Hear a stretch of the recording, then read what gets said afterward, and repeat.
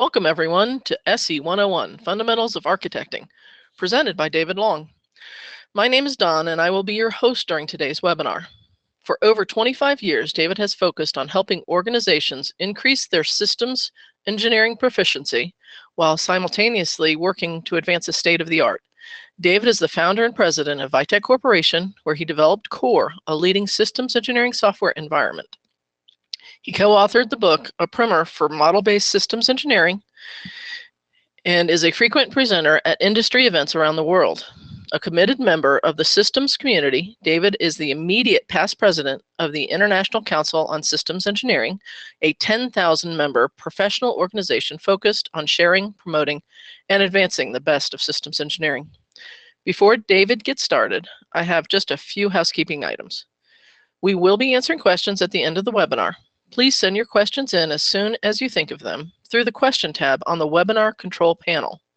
David will answer as many questions as he can today, but if we do not get to your question, we will reach out to you after the webinar. The webinar is being recorded. If you experience connection problems during the live presentation, a recording will be available within 1 business day. The recording will be published to Vitec's webinar archive, located on our website. At the conclusion of this webinar, a survey will open on your screen. Please take a moment to give us feedback on today's presentation or on what topics you'd like to see covered in future webinars. Now I'm going to turn the presentation over to David. Welcome and thank you for joining us. Thanks, Donna, and thanks everyone for joining us today. Today's webinar is a little different than the standard Vitec webinars. Oftentimes you'll hear us talk about big picture things, the applicability of systems engineering to perhaps different application sectors and problems where maybe you haven't thought of it before, the challenge of MBSE, how to successfully deploy it, MBSE practices, or it may be highly focused topics such as failure modes effects analysis, how to best handle that within systems engineering, how to comply with and track traceability and compliance with multiple standards, etc. Today's webinar doesn't fit in either one of these categories. Today's webinar is a little more of a fundamentals piece for systems engineers. It was described as, SE 101, Fundamentals of Architecting. I was asked to deliver a presentation during the fundamentals track at the Nkosi International Symposium in Adelaide on architecting. And so I chose to deliver Essentials of Architecting, Setting the Big Picture. We thought we would share it with you today for those who couldn't be in Adelaide. But again, we're coming back to the fundamentals of this practice. So I like to go back to Hilary Sillitto. There are many good authors on the topic of architecting. There's Recton and Mayer, there's James Martin. Oftentimes these days I go to Hilary Sillitto. And Hilary frames the goals of architecting as delivering predictable outcomes in complex endeavors. So why is that particularly relevant? Well, if you talk to most futurists today, they will identify at least 4 different concurrent revolutions that are occurring. And all of these are causing our environment to change. And for systems engineers, it's making our problems and our technologies more complicated and moving into complex. Certainly everybody's familiar with digital. The increase in computing power, Moore's Law, but also the vast increase in the amounts of data available to us and data that we are expected to leverage.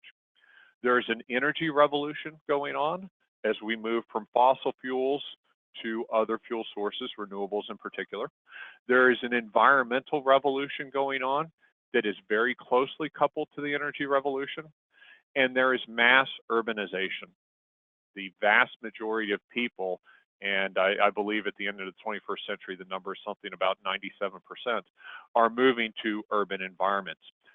Those 4 revolutions occurring simultaneously are unprecedented in the history of the world. Those 4 revolutions are then triggering a culture change because in the changing context, people's personal expectations and social expectations change. And there's also a counterculture revolution going on. The people who say, yeah, but I liked it a whole lot better in 1950 or a whole lot better in 1960. Can't we just go back? This is the world we live in. We can't change that. But if we look at this from a systems engineering perspective and go back to NCOSI's Vision 2025, we saw 5 primary challenges noted. These challenges I've talked about several times. They are global. Anywhere that you go where people recognize the term systems engineering, you can offer one of these challenges and they will say, yes, we've seen that here. The one that's particularly relevant for us today is challenge number 2. System design emerges from pieces rather than architecture. As much as we would hope otherwise, most of the architecture is actually emergent. It is not intentional. People design individual pieces and they may be very focused about that, but then they bring it together in integration and you end up with an emergent architecture, the emergent behavior, and oftentimes the unintended consequences. And the results of that are we have systems that are brittle, difficult to test, complex, and expensive to operate. Exactly the opposite of the characteristics that we want. And so how do we put more energy and more investment in architecture, and what are the fundamentals of architecting? Well, to address that challenge, the fundamentals of architecting take us back into the problem space, and there are several great quotes here. Rechten's quote, "Don't assume that the original statement of the problem is necessarily the best or even the right one." So often we develop systems based upon what somebody described to us as the problem. And when we do that, if we have not in fact engineered back into the problem space, we may find that we pass verification, we satisfied all the requirements, but we fail validation. Russell Akoff, a business professor, though he certainly reads like a systems engineer, we fail more often because we solve the wrong problem than because we get the wrong solution to the right problem. And Einstein, if I had an hour to solve a problem, I'd spend 55 minutes thinking about the problem and 5 minutes thinking about solutions. So often, as systems engineers, if you look at almost any systems engineering process flow, it starts with requirements. Well, I always challenge people that there's a step 0 in your process, which is to engineer back up into the problem space, challenge those requirements politely, but challenge them to make sure that you solve the right problem, because satisfying the wrong requirements certainly doesn't satisfy our client. So that starts to move us into architecture. If you looked at any of the classic building architects, people like Frank Lloyd Wright, Pei, Bauhaus, they would talk about architecture as an arrangement of function and feature that maximizes an objective. Our meaning of architecture in systems is very, very similar. Obviously, we're dealing with different building materials. We're not delivering a structure, we're delivering a system, but we've got the same fundamental concepts. Hilary Sillitto will say system architecture is a conceptual model, be it of a product, of a service, of an enterprise, in its operational environment. If you go to standards, ISO, IEC, IEEE 42010, the system and software engineering standard for architecture description, says it this way. Architecture is the fundamental organization of a system embodied in its components, okay? That is the essential unifying concepts and principles that bring it all together. What are the relationships to each other? And what are the principles that will guide its design and evolution? This is architecture, but let's take a step back even from that. And what is architecting? Earlier I said that Sillitto describes architecting as delivery. The goal of architecting is to deliver predictable outcomes in complex endeavors.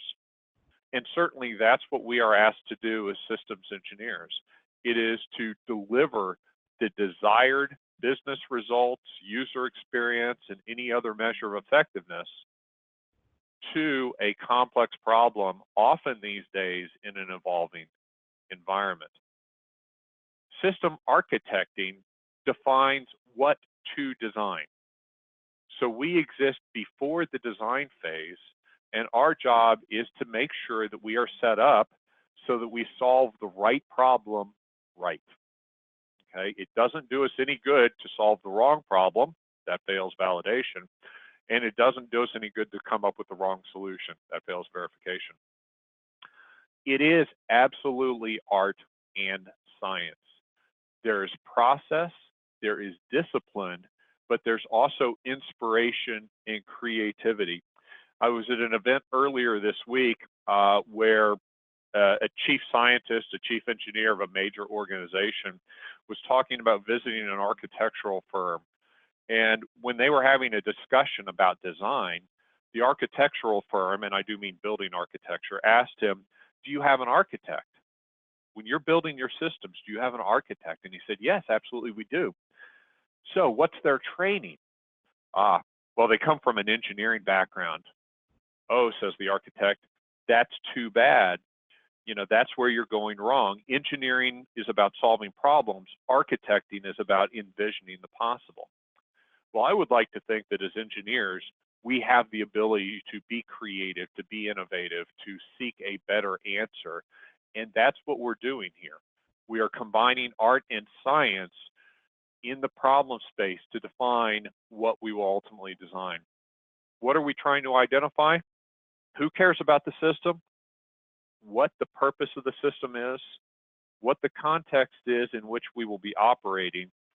And ultimately, how will we define that we were successful in the end? So given that, clearly, architecting is all about process.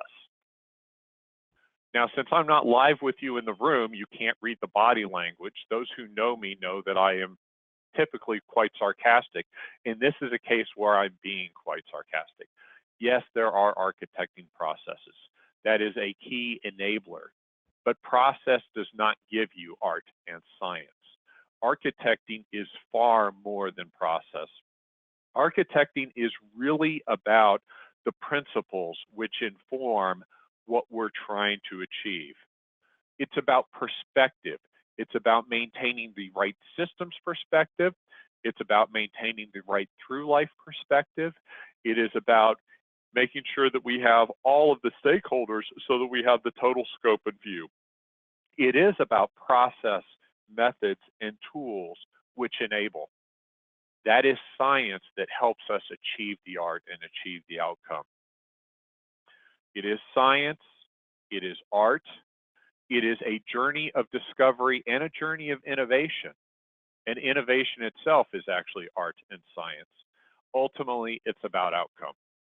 It's about getting us setting up the problem such that when we deliver the solution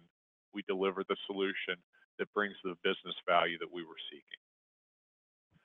So if we talk about architecting, and for commonality, as I said earlier, you can go to many good resources, Mayer, Martin. I'm going to go to Sillitto for reference. So if you'd like more depth and be consistent on this topic, go to Hilary Sillitto. Hilary calls out 6 steps of architecting. The first part is establishing and maintaining an enterprise perspective, the purpose, the context, the measures of effectiveness, and then progressively 5 additional steps. Understanding the operational architecture, taking a black box system definition perspective. That's where you can't see the details. Everything inside the system is a black box. You're just looking at it from an external viewpoint. A logical architecture, which is a glass box or a clear box or a white box perspective. The actual physical architecture, what's the implementation, and a decision roadmap. And we'll talk through each of these steps, both the what and to some degree the how. But the first thing is, as a systems engineer, do these 6 steps sound familiar? They ought to be something that's a little comfortable to all of us. Maybe not in exactly the same words, but certainly very familiar. If you go to DODAF 2.0, the Department of Defense Architecture Framework, you'll find this graphic, which shows kind of a transition and a windowing down. You start with doing a lot of system architecture, or in their case, enterprise architecture, and then you start doing more systems engineering. It's an evolution from levels of abstraction and thinking about the problem to more detail and working in the solution. So fundamentally, this system architecting has a lot to do with systems engineering. Is it exactly the same? No, it's not, because it's heavily in the problem space and it's a little more abstract. It's defining the problem so we solve the right problem. But the systems engineering principles and mindset that allow us to effectively engineer a system are absolutely applicable here. There is operational and system definition recursion. If you look at how you're addressing the mission goals and how you're developing the system of interest to do that, you're doing very, very similar things. This is why system architecting and systems engineering are so common and so interrelated. Okay, I think there is value in discussing what system architecting is, but I think setting it up as its own field is unnecessary. I think it is systems engineering at a different level of abstraction, focused on the problem space. But in what order should we do these 6 steps? Well, obviously they're numbered 1 through 6, so they should be sequential, right? Do the enterprise perspective, get that right, get the operational architecture right, then the system definition, logical, physical decision. Well, for us, that would be a depth-first approach. And that violates some of the holism principles. Oftentimes, when you're thinking physical, you will realize something logical. And so if you do a depth-first approach, a physical insight that breaks your logical approach is going to cause rework. So that doesn't work very well. So, hey, we can put it in an activity diagram and run everything purely concurrently.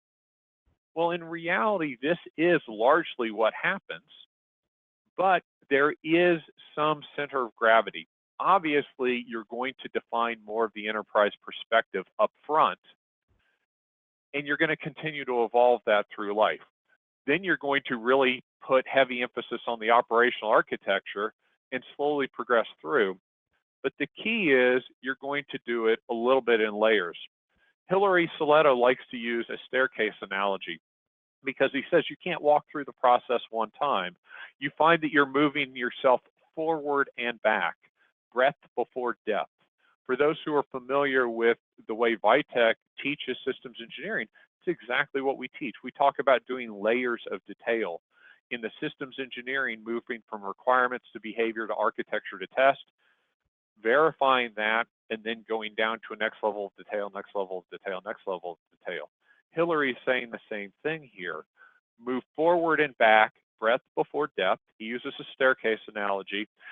And then he likes to put an analogy on top of that with railings and a cover, reminding us that while there may be 6 primary steps, we are always doing an analysis of alternatives and good decision support approaches. We are managing an information model that supports this process, and we're baselining where we stand at different points of time.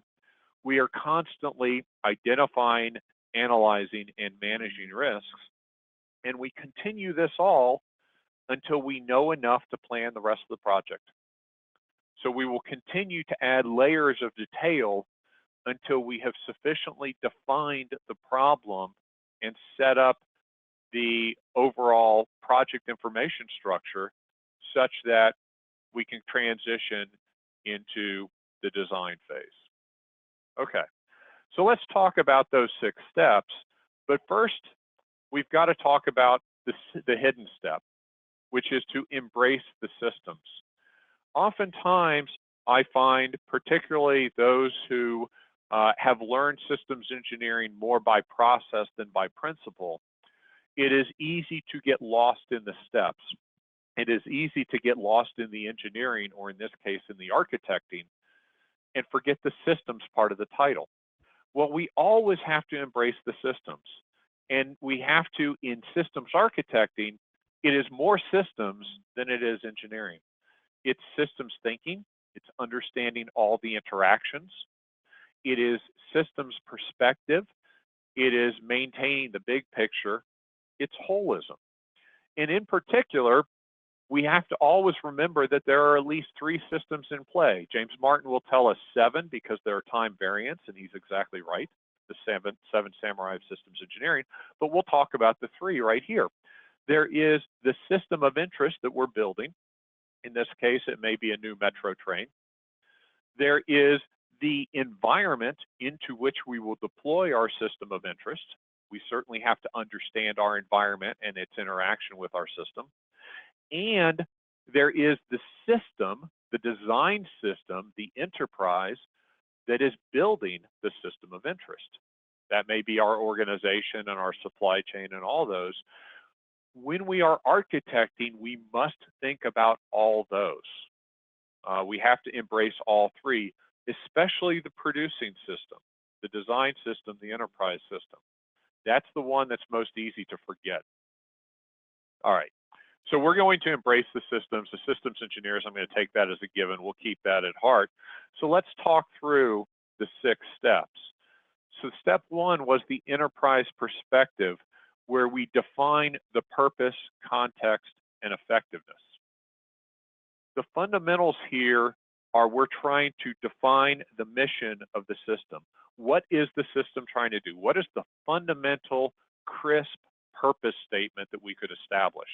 And if you want to think of a great purpose statement, this would be the case of Kennedy giving the challenge of putting a man on the moon, okay? Safely, put a man on the moon, return him safely to Earth before this decade is out. That is a clear purpose and mission statement which establishes an enterprise perspective. Why is that important? Well, we've got to align everybody. We're going to use that purpose statement as a jumping off point to explore the situation, understand our operational context, but we're also going to ensure the team aligns. If you're anything like I am, you have experienced countless projects in your life where everybody violently agrees with the statements of the requirements or needs or whatnot at the start of the project. And then you get some ways in and you realize that you were all using the same words, but you were using them slightly differently, okay? You were talking about establishing a new location, and somebody was thinking a small mom and pop disjoint separate location restaurant. Somebody else was thinking in a deep urban integrated environment. Obviously, that's not going to be the way it really plays out.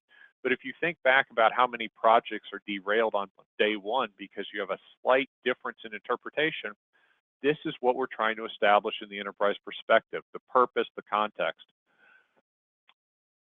If we do it right, we can both align the team to ensure we're moving in the right direction, but we can also look at the various feature requests that will come up, because if you ever ask somebody to write requirements, they're going to give you feature requests, and we can put those against the real purpose and mission to say, is this necessary?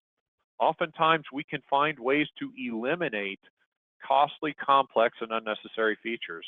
While at the same time, if you fundamentally understand your purpose, you can unleash the creativity of the team, and they can say, oh, is that what you're trying to achieve? If that's true, it would be awfully easy to do this, which would create a better user experience. It all comes back to establishing that enterprise perspective where we have a defined purpose, context, and effectiveness, and we have some degree of shared cognition across the team. Now, how do you do this? This is classic soft skills.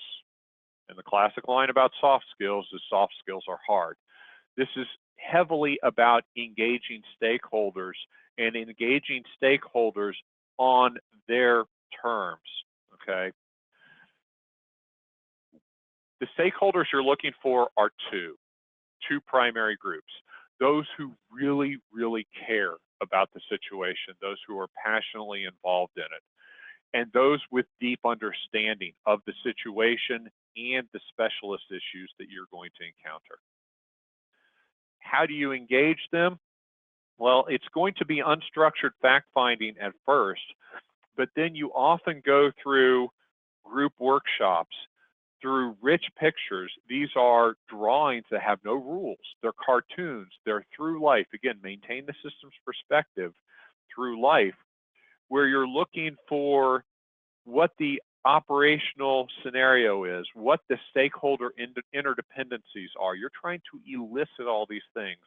So as a system architect, you're playing the facilitator here. Ultimately, each person who engages has a mental model of what the problem is, what the solution should be, and what the key issues are. You're trying to elicit those so that you can then structure them, find the interdependencies, find the disconnects, and ultimately reconcile them. If we cannot get this group of stakeholders aligned on what the problem is, and the key stakeholder, the business, well, we really shouldn't move forward, because the odds are we will fail validation.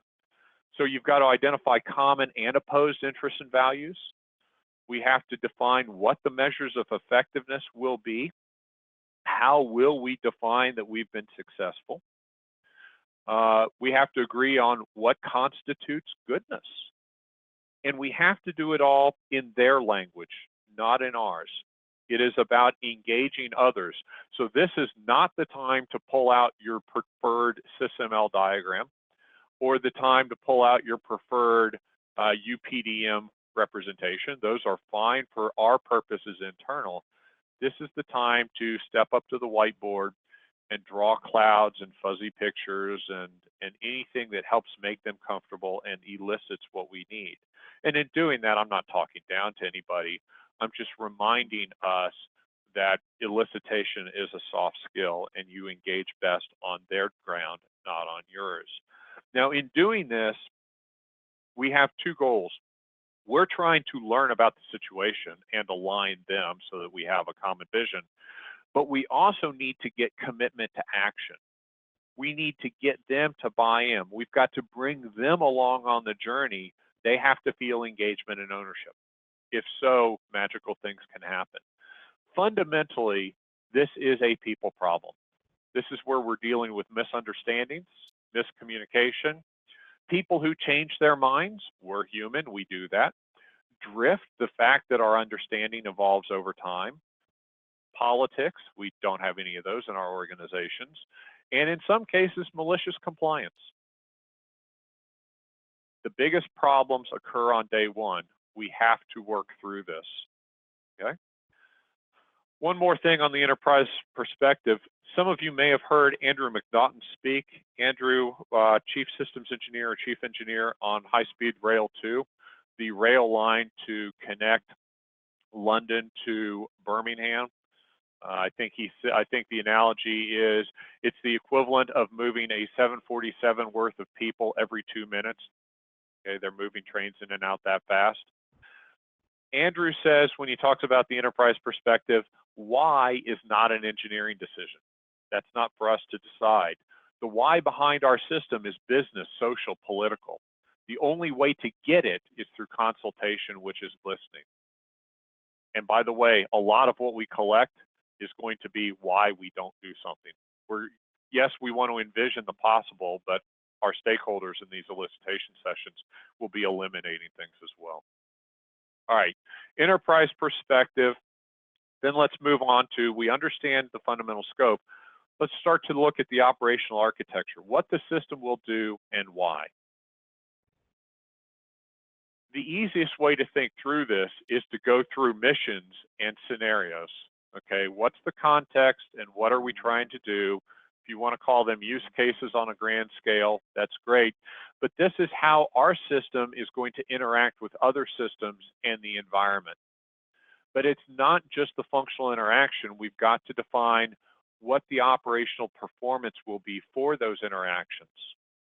And then ultimately, we're defining our operational concept, how our system will perform its mission and how it will fulfill its purpose. Classically, when we start out, we think of sunny day scenarios when things work well. The example here is the Encozy app, which you use if you attend the International Symposium or the International Workshop. Well, the app is designed to be connected to the internet so you can download the latest updates, the latest schedule. That's great. That's the sunny day scenario. We also need to consider the rainy day scenario. What if we've overloaded the facility's internet and we can't currently get a connection? we still want that app to work. So how is our system going to work when it is disconnected from the internet? Will it be working off of a cache?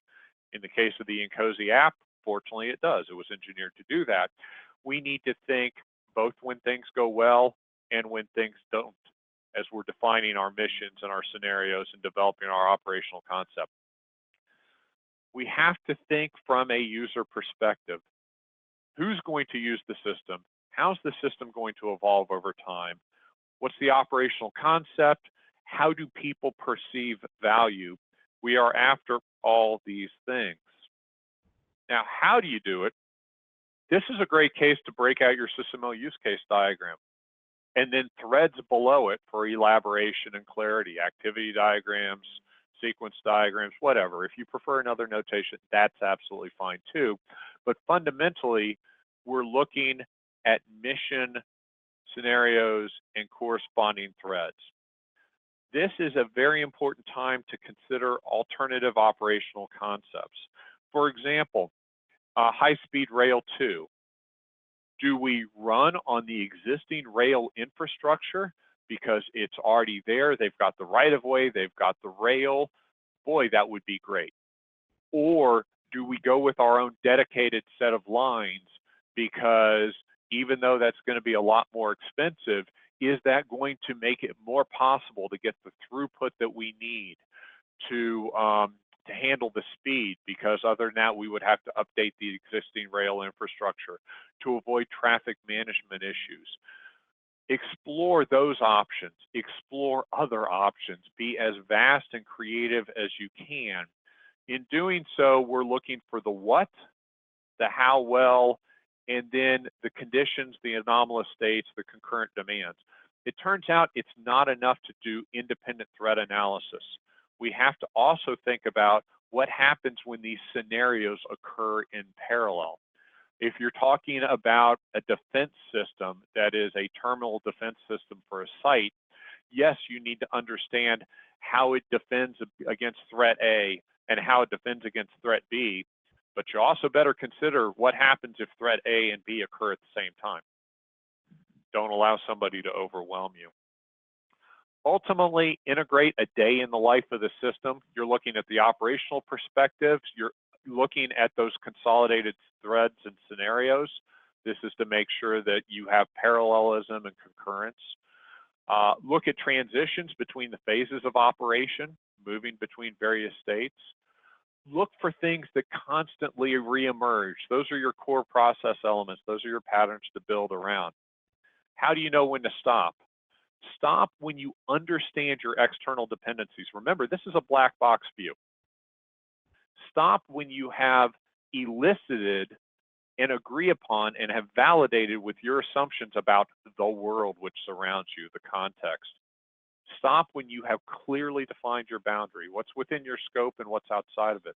One of the things that you can do during this phase is move the boundary, because that can change the difficulty of your problem. And stop when you understand the value of your critical requirements, those that are really going to be the drivers behind cost, schedule, and risk. Okay. So that is the operational architecture view. Sorry, I said black box. That's not true. The black box is coming up. That's the operational architecture view. The moment you've got that, now you move to the black box view. So previously, you were still thinking in the problem space. You were understanding operationally, how is my system going to work and interact? Now we're really starting to think about our system.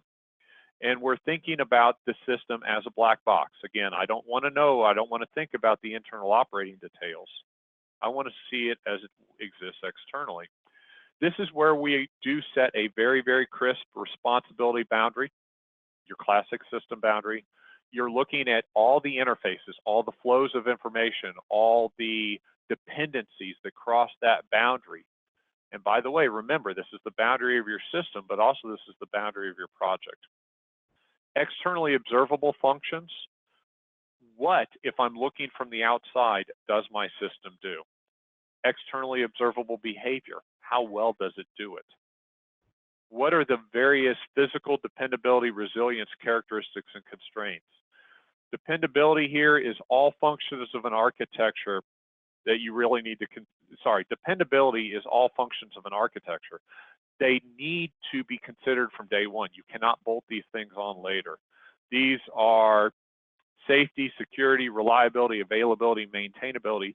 If you look at that, you realize that the specialists who work in those areas, the subject matter experts, base those analyses on the functional model of the system of interest. So we're looking to design that in. The more that we can suppress unneeded complexity in our functional model, the better we're going to be able to support that. Same's true on resilience. But let's come back to the boundary discussion for a second. Because when you establish your responsibility boundary, earlier we were looking at different trades and different operational concepts, ways that we could deploy. Do we use the existing railway or do we run a new railway to separate our two train lines? Well, you can look at boundaries of responsibility as vertical or horizontal. If we stick with the rail example, do you have one organization that owns the railway from end to end and a different organization that is responsible for owning the train?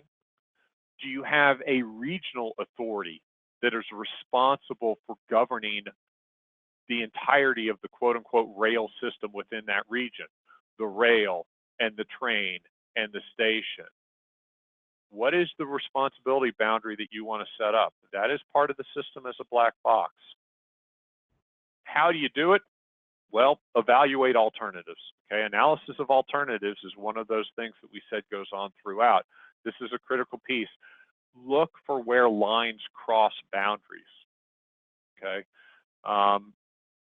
we want to make the interfaces as clean and as simple as possible, but no simpler.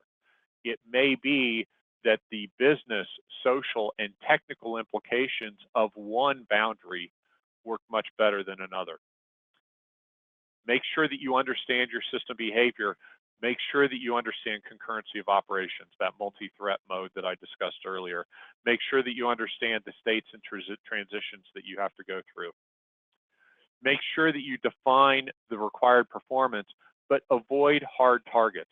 Remember, we're defining the problem still. We're not designing to a defined answer yet, okay? Avoid the hard targets. Try to set ranges. Now, there is going to be classically a threshold beyond which, below which, the system is not of value, okay? That's okay, but try not to prematurely define these things. Bracket and recognize that performance is often a trade-off of other factors, including cost and schedule. So let's maintain that trade as long as we can. Maintain the system's perspective. It's not just about the system of interest. It's about the enabling systems in the context. Make sure that you're considering the entire life cycle. System architecting is a through life concern. How are we going to design it? How are we going to transition it into operation? How are we going to ensure that the enabling systems are online at the right point in time? I'm going to do 4, 5, and 6 a little quicker because they are just heart and soul to systems engineering. We should be very comfortable with these things.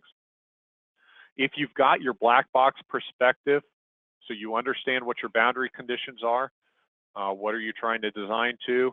Well, next you move to logical, okay, functional, behavioral, whichever term you prefer. Now you're looking within your system, but you're starting functionally, not physically. Sounds an awful lot like systems engineering. So this is, you know, how are you going to synthesize the required functionality, behavior, and performance? Now you're not talking individual mission threads, you're talking integrated behavior. So you end up with a network of processes, a network of functions that will ultimately be allocated to your physical architecture. Sound familiar? But you're just working at a different level of abstraction. In the process, and the reason that you're looking at the integrated behavior picture, you're also looking at an integrated picture of performance. And that can only come through integrated behavior, not individual threads. Stay implementation neutral, stay technology neutral to the degree possible, but recognize that you're doing breadth first, not depth first. The reality is some of the physical creeps into mind. That's okay. You understand what the art of the possible is.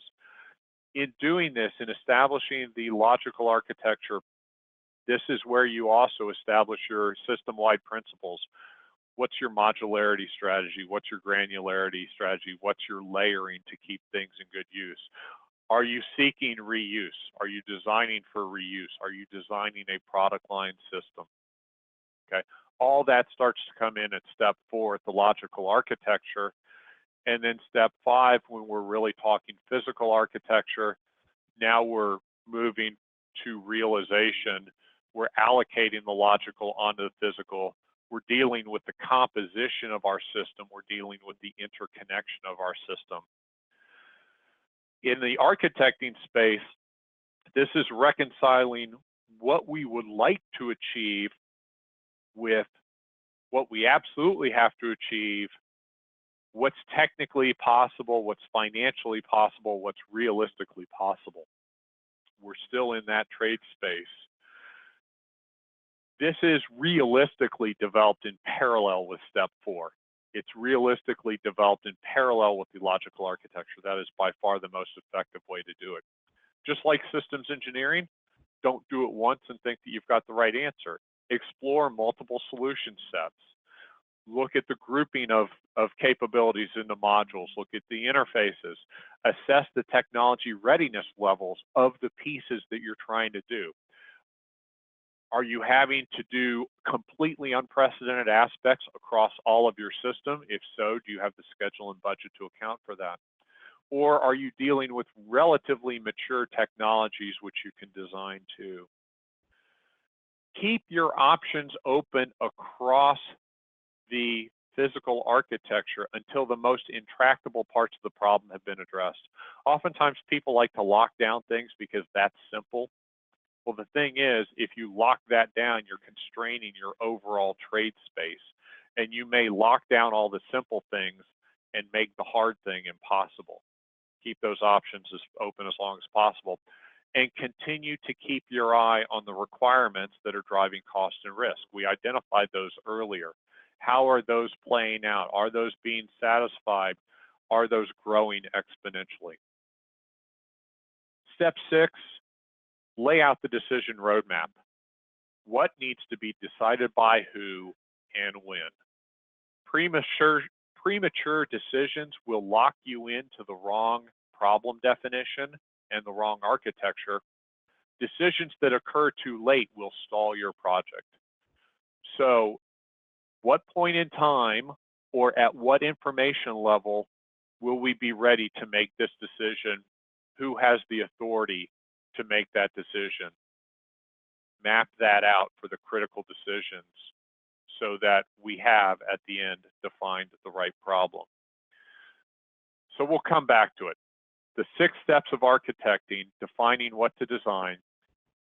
Step 1, the enterprise perspective, engagement with the stakeholders to get a true understanding of the problem. Remember to use your 5 whys there, the technique of when somebody states a need, politely ask why that is.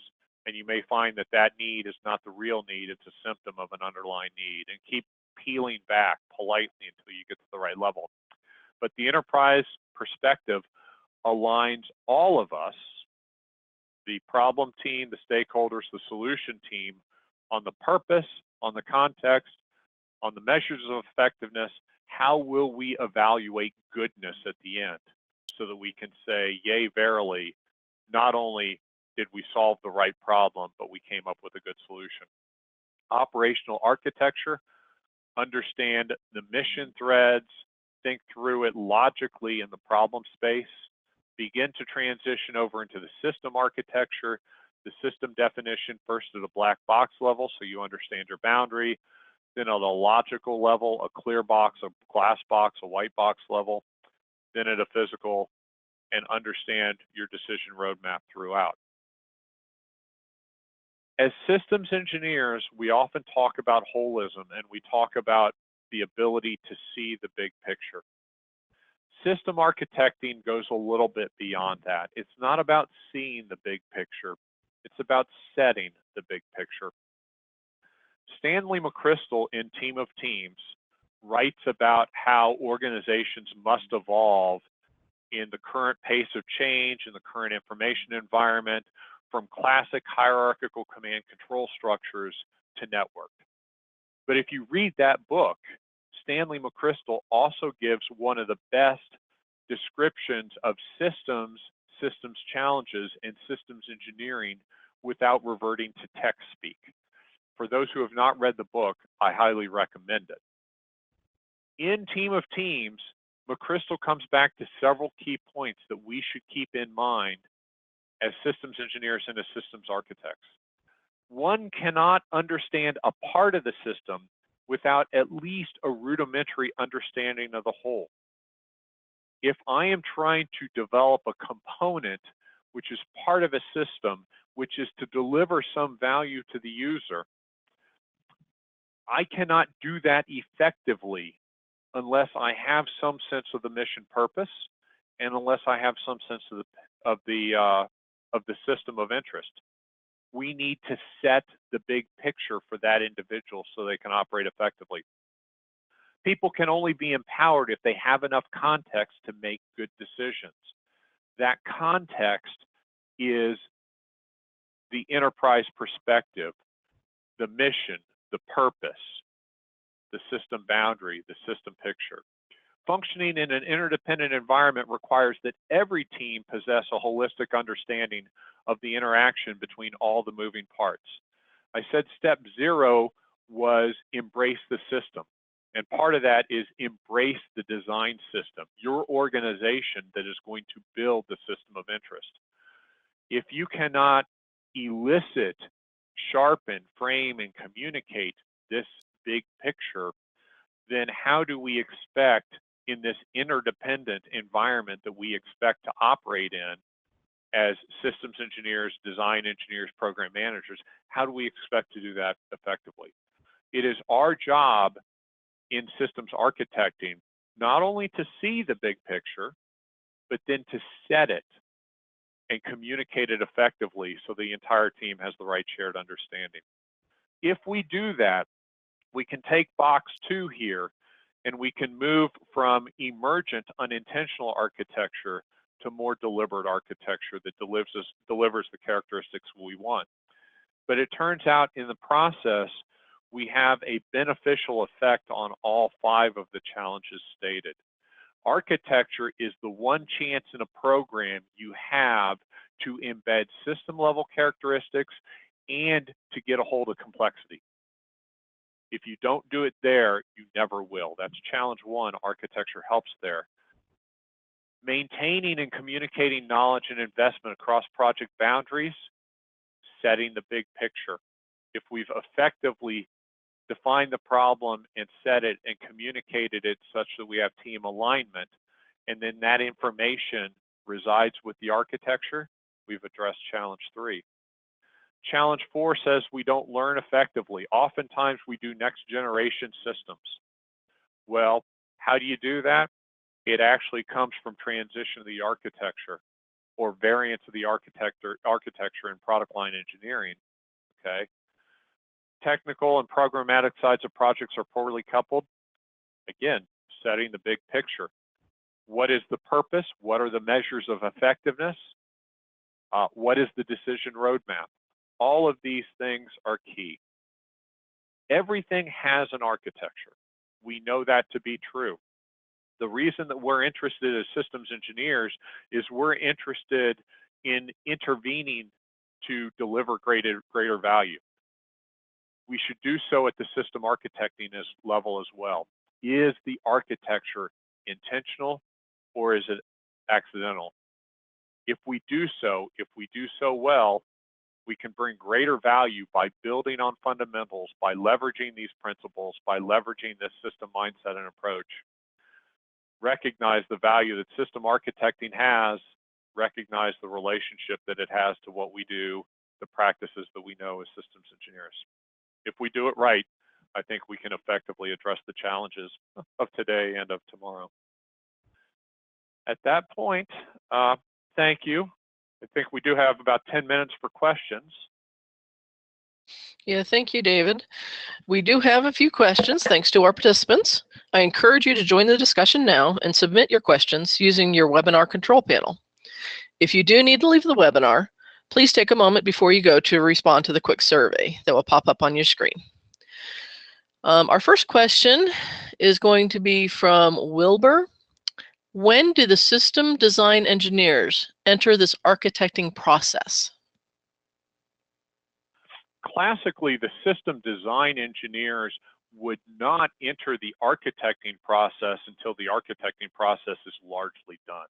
The design engineers, by the title alone, implies that we're working in the solution space, that our job is now to bring the right solution to the right problem.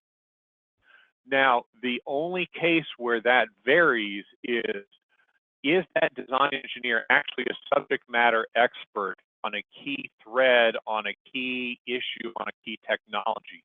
If so, they may be a stakeholder that comes back at step one when you are establishing the enterprise perspective.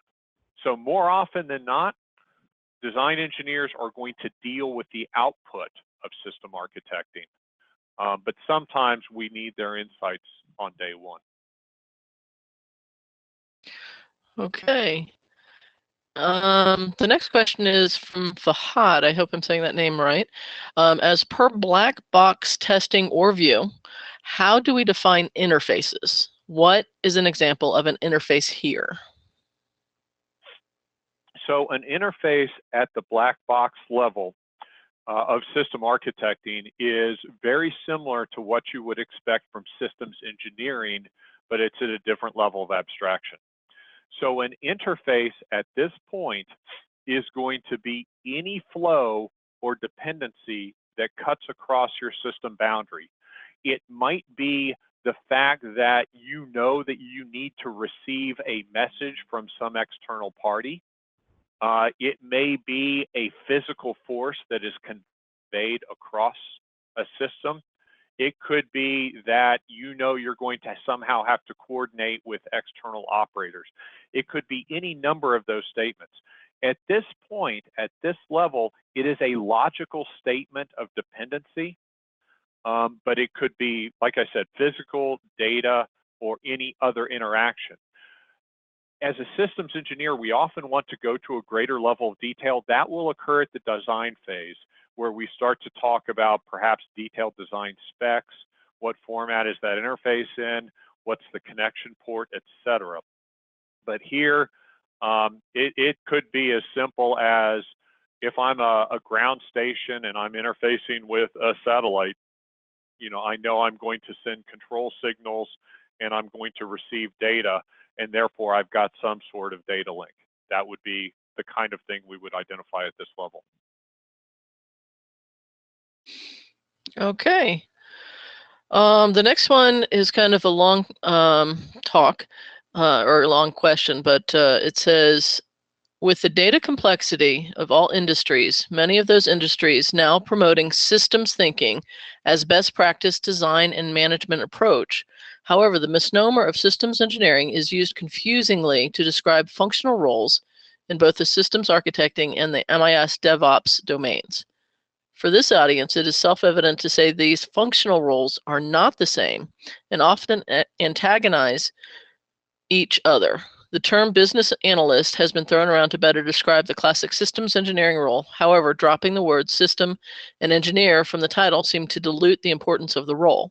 Now the question, should we as systems engineers rebrand ourselves as systems architects in order to differentiate ourselves from MIS, eliminate confusion across industries, and bring focus and importance to our functions in delivering the 6 steps? It's a great question, and I appreciate the background and the context. Systems engineering and systems engineers have countless problems with our brand. First off, as you point out, the name is overloaded. It doesn't mean the same thing in many cases. The two parts of our name, engineering has a very clear and emotional meaning. System, well, anything and everything can be a system. And then, by the way, I will say that when you look at systems engineering or systems architecting, many of the people who do it and do it very well are not technically engineers or architects. So those words, not only at times is the brand muddy, but the terms can actually exclude people as well. I don't have the magic answer to this. I don't, to the concrete suggestion, while moving to the title architect as opposed to engineer does eliminate the concern of, well, engineering is a scary thing for many people and engineering is a reserved word for many people. So it's a marginally better than that. I don't think it's sufficiently better to undertake the pain of change and the confusion that will happen. The first thing that systems engineering and systems architecting needs to do is really clearly communicate the value proposition. Okay, it has to start with business value, and then second, clearly and crisply define how it is that we bring those value propositions. If we start doing that, then maybe we will eventually find a better title for ourselves. If we don't do that, then it actually doesn't matter what label we affiliate under. We're going to suffer the same problems over time. Great problem. I wish I had an answer to it. It is one of those things that groups like Cozy do constantly try to move forward, and we must advance, because if we're not respected, if we're not understood, we don't have the opportunity to bring value, and we have to take that challenge on ourselves. Okay, I think this is somewhat related. What separates systems engineering from enterprise engineering?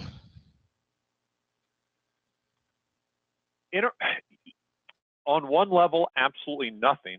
On the other level, it has to do with inference. Enterprise engineering is often implied to be IT infrastructure.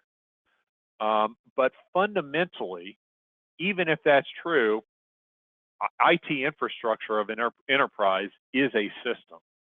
So it has more to do with scoping and the implied meaning in the context than any real differentiation. I was sitting with somebody yesterday where we were having a discussion about systems engineering, systems architecting, systems of systems engineering, mission engineering, capability definition. And both of us said, look, the reality is we can draw these lines, and if these lines help us communicate to externals, so be it. But the truth is, all of it is really underpinned by the same fundamental systems engineering and systems principles. So if we can recognize the bigger tribe and the bigger fundamentals, we can use the differentiations for communications purposes, but we got to be careful as well, because we can draw artificial boundaries. Okay, I think one more on this subject. Do you see enterprise architecture and systems engineering merging in the future? I don't know that they will necessarily merge, because they come out of two different business units classically. But I do believe that if you look at the fundamental principles and approaches that underpin them, absolutely. They are far more common than they are differentiated. And so if we will unify the practices, and again, practice then under whatever name is necessary, I think that's the way to move forward. Thank you. The question from Allison. I find that step 0, solving the right problem, is the biggest hurdle, because by then the stakeholder has already invested time, effort, funding to start to get the system that they want or envision. Thoughts on how to bring it back to the step 0 question for that stakeholder? Again, Allison, you've nailed it, and it's a soft systems problem, and that's what makes it hard. If there's already any emotional investment and or financial investment, but actually emotional is probably the more difficult to deal with, you've got a very gentle case where you've got to back the customer up.